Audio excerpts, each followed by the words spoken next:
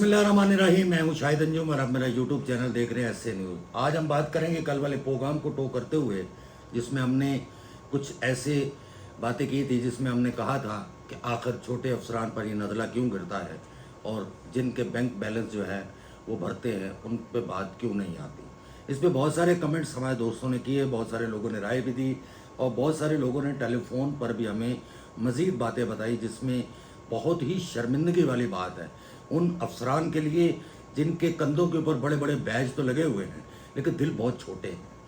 आप ये देखें कि हमने कभी इस अपनी सहाफ़त की लाइफ में ये नहीं देखा था कि हेडमोरर से लेके मुंशी तक जो है वो भी टेंडर भरकर जो है वो अपनी पोस्टिंग लेगा, लेकिन अफसोस के साथ ये कहना पड़ रहा है कि अब थाने का मुंशी जो है वो भी बगैर पैसों के पोस्टिंग नहीं ले पा रहा और इसमें मनपसंद लोग जो हैं उनको भी सिर्फ इसलिए ओबलाइज किया जा रहा है कि वो क्या खा रहे हैं, क्या कमा रहे हैं, उसका 50% कहाँ दे रहे हैं।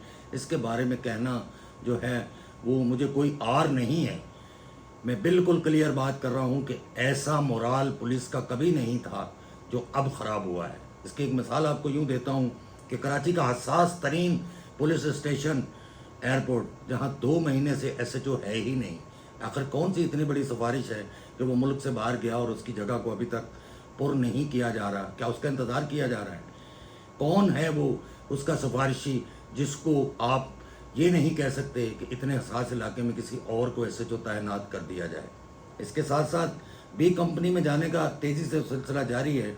उसमें अभी कुछ रिपोर्ट्स जो हैं वो हमारे सामने आई हैं, जिसमें ख़ास तौर पर आपने देखा होगा कि कल एक दरबार भी था जिसमें एक आला अफसर ने इस बात को बिल्कुल क्लियर किया है कि मैंने आपके साथ बहुत रायत की लेकिन शायद अब मैं न कर पाऊँ। ये रिपोर्ट कहाँ से आई हैं, कौन अफसरान इसमें मुलविस हैं कि जिस पर अब इतनी संजीदगी जो है वो दिखाई जा रही है। मज़ा तो जब आएगा कि जो लोग अपनी जेबें भर रहे हैं, जिनके बैंक बैलेंस बढ़ रहे हैं और जो अहकामात भी जारी करते हैं, उनके खिलाफ डंडा कब उठेगा।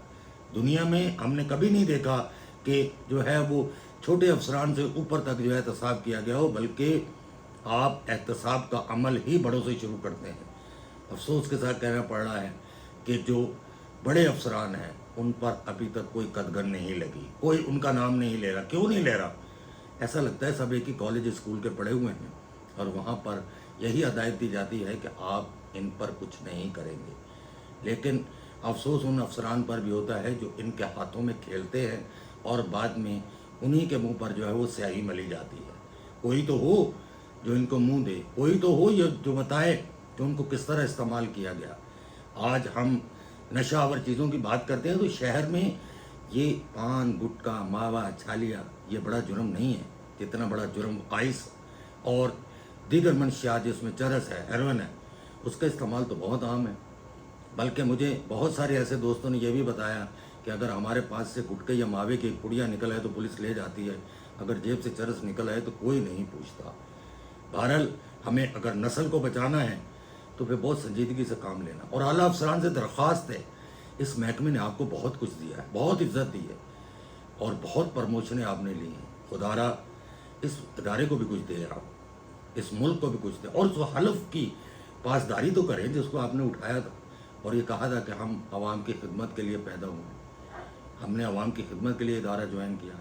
मुझे ऐसा लगता है कि उस हलफ की पासदारी नहीं हो रही और सिर्फ लूटने का कारोबार चल रहा है।